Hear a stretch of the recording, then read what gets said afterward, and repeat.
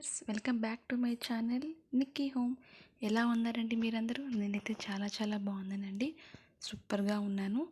ఇవాళ నేను మీకు చూపించబోయే రెసిపీ కొబ్బరి అలాగే క్యాప్సికమ్తో కలిపిన రైస్ అండి. ఇది చాలా బాగుంటుంది. బ్రేక్ఫాస్ట్కైనా, లంచ్కైనా, డిన్నర్కైనా సరే మంచి రెసిపీ ఐటమ్ అని చెప్పచ్చు. ఇది చాలా ఈజీగా తొందరగా అయిపోతుంది. అయితే ఎలా తయారు చేసుకోవాలో చూసేద్దామా? పదండి మరి. ఇందుకోసం మనం పచ్చి కొబ్బరిని ఒక చిప్ప తీసుకుంటున్నామండి. అదే అండి, ఒక కొబ్బరి అంతా కూడా సరిపోతుంది. దాన్ని మనం చిన్న పీసెస్లా కట్ చేసుకొని పక్కన పెట్టుకోవాలి. ఆ తర్వాత ఈ పీసెస్ని మనం మిక్సీలో వేసి పేస్ట్ లాగా చేసుకోవాలండి. ఇందుకోసం మనం వాటర్ వేయాల్సిన అవసరం లేదు. ఎందుకంటే కొబ్బరిలోనే పాలు ఉంటాయి కాబట్టి మనకి పేస్ట్ ఇలా తయారైపోతుంది, ప్రాబ్లం లేదు. ఆ తర్వాత ఒక కడాయి పెట్టి అందులో ఒక స్పూన్ ఆయిల్ వేసి దానిలో మనం ఆవాలు, జీలకర్ర, శనగబ్యాళ్ళు, ఉద్దిబ్యాళ్ళు వేసుకుంటున్నామండి. పోపు పెట్టుకోవడమేనండి. ఇవి కాస్త చిట్పట్లాడాలండి. తర్వాత మనం ముందుగా కట్ చేసి పెట్టుకున్న పచ్చిమిర్చి తీసుకోవాలి. ఒక 4 నుంచి 5 సరిపోతుందండి. ఆ తర్వాత క్యాప్సికమ్ని కూడా చిన్న పీసెస్గా కట్ చేసుకోవాలి. మరీ చిన్నగా అవసరం లేదు, మీడియం సైజ్ అయినా సరే సరిపోతుంది. క్యాప్సికమ్ కూడా వేసేసి కాస్త ఒక 3 to 5 మినిట్స్ పాటు మనం మగ్గనివ్వాలండి దీన్ని ఆయిల్లో. ఎందుకంటే క్యాప్సికమ్ అనేది బాగా ఉడకాలి కాబట్టి. సో కాస్త అలా రోస్ట్ చేసుకోండి కాస్త మగ్గేంత వరకు. ఎందుకంటే గ్రీన్ చిల్లీను మగ్గాలి, అలానే క్యాప్సికమ్ కూడా.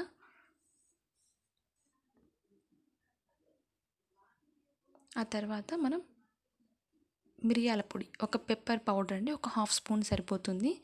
ఎందుకంటే మనం ఇందులో పచ్చిమిర్చి కూడా వేసాం కాబట్టి ఒక 1/2 స్పూన్ మిరియాల పొడి అయితే సరిపోతుంది. ఇంకాస్త మగ్గనివ్వండి.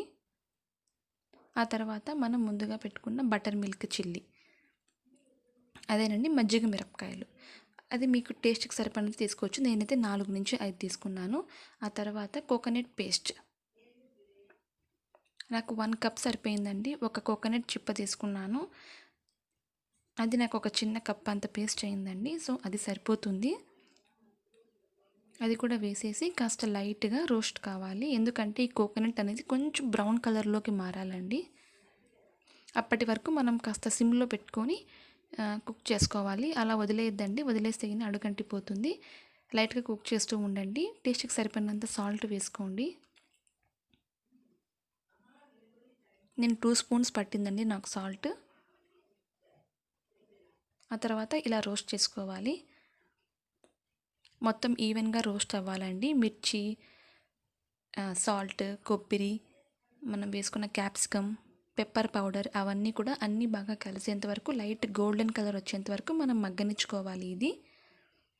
ఆ తర్వాత మనం ముందుగా తయారు చేసుకొని పెట్టుకున్న అన్నం అండి. మనకి రైస్ అనేది పొడిగా ఉండాలి. సో మనం ఈ కొబ్బరి యొక్క అమౌంట్ని బట్టి మనం రైస్ తీసుకొని దీంట్లోకి రైస్ మిక్స్ చేసుకోవాలండి. కాస్త అన్నం చల్లగా అయ్యాక కలుపుకోండి, లేదంటే అన్నం ముద్ద అయ్యే ప్రమాదం ఉంది. కాబట్టి అన్నంని కూల్ చేసుకున్నాకే మనం ఈ మిక్స్చర్లోకి వేసి రైస్ని కలిపేసుకోవడమే. లాస్ట్లో మీకు ఇష్టమైతే నిమ్మరసం కూడా యాడ్ చేసుకోవచ్చండి. చాలా టేస్టీగా పుల్లగా భలే ఉంటుందండి ఈ రైస్ ఐటమ్. అలానే కొత్తిమీర కూడా యాడ్ చేసుకొని సర్వ్ చేసుకోవడమే, అంతేనండి. చాలా టేస్టీ అయిన మనకి బ్రేక్ఫాస్ట్ కానీ లంచ్ కానీ రెసిపీ ఐటమ్ రెడీ అయినట్టే. మీకు ఛానల్ కనుక నచ్చినట్టయితే లైక్ చేయండి, షేర్ చేయండి, సబ్స్క్రైబ్ చేయండి. పక్కనే ఉన్న బెల్ ఐకాన్ని కొట్టడం మాత్రం మర్చిపోకండి. Thanks for watching. బాయ్.